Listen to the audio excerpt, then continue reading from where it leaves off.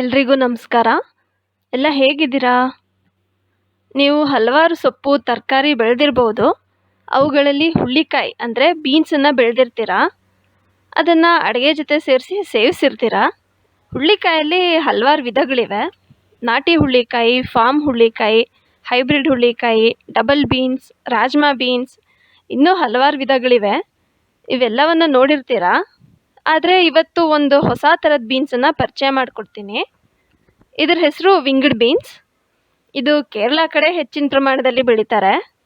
ಇದನ್ನು ನಮ್ಮ ಕೇರಳ ಫ್ರೆಂಡ್ ಒಬ್ಬರು ನಮಗೆ ಕಳಿಸಿದ್ರು. ಇಲ್ಲಿ ಹಾಕಿದ್ರೆ ಬೆಳೆಯುತ್ತಾ ಇಲ್ವಾ ಅನ್ನೋ ಕ್ಯೂರಿಯಾಸಿಟಿಗೆ ಈ ಗಿಡನ ಹಾಕಿದ್ವಿ. ಒಳ್ಳೆ ರಿಸಲ್ಟ್ ಸಿಕ್ಕಿದೆ.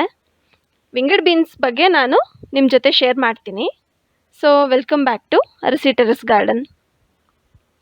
ಮೊದಲೇ ಹೇಳಿರೋ ಹಾಗೆ ಈ ಒಂದು ತರಕಾರಿ ಕರ್ನಾಟಕದಲ್ಲಿ ಭಾಳ ಕಮ್ಮಿ. ಇದರ ಮೂಲ ಕೇರಳ. ವಿಂಗಡ್ ಬೀನ್ಸ್ ಬಳ್ಳಿನ ನಾವು ಒಂದು ಫೈಬರ್ ನೆಟ್ ಕಟ್ಟಿ ಅದ್ರ ಮೇಲೆ ಇದನ್ನು ಹಬ್ಸಿದ್ದೀವಿ. ಬಳ್ಳಿಯನ್ನು 2 ಅಡಿಗೆ 3 ಅಡಿ ಬ್ಯಾರಲನ್ನು ಕಟ್ ಮಾಡಿ ಅದರಲ್ಲಿ ಬೀಜಗಳನ್ನು ನೆಟ್ಟಿದ್ವಿ. ವಿಂಗಡ್ ಬೀನ್ಸ್ ಬೀಜ ನೋಡೋಕ್ಕೆ ಹೀಗಿರುತ್ತೆ. ಹಿಂದಿನ ಒಂದು ವಿಡಿಯೋದಲ್ಲಿ ನಾವು ಇದನ್ನು ತೋರಿಸಿದ್ವಿ. ಇದನ್ನು ಹಾಕಿ ಸುಮಾರು 7ರಿಂದ 8 ತಿಂಗಳಾಯಿತು. ಕಳೆದ 2 ತಿಂಗಳಿಂದ ಹೂ ಬಿಟ್ಟು ಕಾಯಿಗಳು ಕಚ್ಚಿವೆ. ಇನ್ನೂ ನಾವು ಕಾಯಿಗಳನ್ನು ಹಾರ್ವೆಸ್ಟ್ ಮಾಡಿಲ್ಲ. ಇದು ನೋಡೋಕ್ಕೆ ಸೇಮ್ ಹೀರೆಕಾಯಿ ಥರನೇ ಇರುತ್ತೆ, ಆದರೆ ಕೇವಲ 4 ಕಾರ್ನರ್ಸ್ ಇರುತ್ತಷ್ಟೇ. ಇದು 15ರಿಂದ 22 ಸೆಂಟಿಮೀಟರ್ ಉದ್ದ ಕಾಯಿ ಬಿಡುತ್ತೆ. ಇದರ ಹೂಗಳು ಪರ್ಪಲ್ ಕಲರ್ ಇರ್ತವೆ. ವಿಂಗಡ್ ಬೀನ್ಸ್ ಹೆಚ್ಚಾಗಿ ಚಳಿ ಹಾಗೆ ಮಳೆಗಾಲದಲ್ಲಿ ಕಾಯಿ ಬಿಡೋಕ್ಕೆ ಸ್ಟಾರ್ಟ್ ಆಗುತ್ತೆ. ಹೂ ಬಿಟ್ಟು ಕಾಯಾಗಿ ಹಾರ್ವೆಸ್ಟ್ ಮಾಡೋಕ್ಕೆ 2 ವಾರ ಅಂದರೆ 15 ದಿನ ತಗೊಳುತ್ತೆ. ಇದನ್ನು 6 ವಾರದ ತನಕ ಗಿಡದಲ್ಲೇ ಬಿಟ್ಟರೆ ಬೀಜವಾಗುತ್ತೆ. ಈ ಬೀಜನ ಒಣಗಿಸಿ ಮತ್ತೆ ಅದರಿಂದ ಗಿಡನ ಜರ್ಮಿನೇಟ್ ಮಾಡ್ಬೋದು. ಈ ಸೀಡ್ಸ್ ಜರ್ಮಿನೇಟ್ ಆಗೋದು ಸ್ವಲ್ಪ ಕಷ್ಟ. ಹಾಗಾಗಿ ಈ ಸೀಡ್ಸನ್ನು ನೀರಲ್ಲಿ ರಾತ್ರಿ ಪೂರ್ತಿ ನೆನೆಸಿ ನೆಕ್ಸ್ಟ್ ಡೇ ಮಣ್ಣಲ್ಲಿ 1 ಇಂಚ್ ಡೀಪ್ ನೆಡಬೇಕು. ಒಂದು ಬೀಜದಿಂದ ಇನ್ನೊಂದು ಬೀಜಕ್ಕೆ 1 ಅಡಿ ಅಂತರ ಇರಲಿ. 1 ವಾರಕ್ಕೆಲ್ಲ ಜರ್ಮಿನೇಟ್ ಆಗುತ್ತೆ. ನಮ್ಮ ಟೆರೆಸ್ ಗಾರ್ಡನಲ್ಲಿರೋ ಗಿಡದ ತುಂಬ ಹೂಗಳು ಬಿಟ್ಟು ಕಾಯಿ ಕಚ್ತಾ ಇದೆ. ಇದರಲ್ಲಿ ಭಾಳಷ್ಟು ರೆಸಿಪೀಸ್ ಮಾಡ್ಬೋದಂತೆ. ನಮ್ಮ ಕೇರಳ ಫ್ರೆಂಡ್ ತಿಳಿಸ್ಕೊಟ್ಟ ಹಾಗೆ ಇದರಲ್ಲಿ ಪಲ್ಯ ಮಾಡ್ಬೋದು, ಗ್ರಿಲ್ ಮಾಡ್ಬೋದು, ಹಾಗೆ ಇದರ ಎಳೆ ಕಾಯನ್ನು ಸಣ್ಣದಾಗಿ ಕತ್ತರಿಸಿ ಸಲಾಡ್ಗಳಿಗೆ ಬಳಸ್ಬೋದು. ಇದನ್ನು ಸೇವಿಸೋದ್ರಿಂದ ಕೆಲವು ಹೆಲ್ತ್ ಬೆನಿಫಿಟ್ಸ್ ಇದೆ.